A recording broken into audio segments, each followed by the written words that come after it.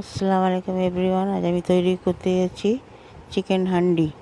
আমি কড়াতে তৈরি করছি, হাঁড়িতে তৈরি করিনি। এখানে আমি 100 গ্রাম মতো তেল দিয়েছি, রিফাইন তেল।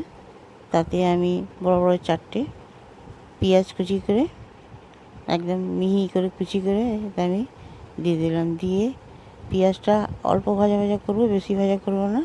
তারপরে তাতে আমি চিকেন দিয়ে দিচ্ছি। চিকেন দিয়ে পেঁয়াজের সঙ্গে নাড়াচাড়া করছি।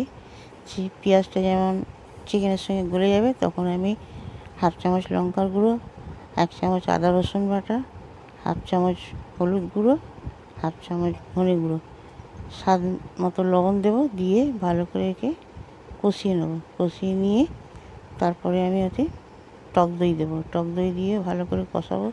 কষিয়ে নিয়ে তারপরে আমি জল দিয়ে দেবো। জল দিয়ে তারপর আমি মাংসটাকে সেদ্ধ হতে দেবো।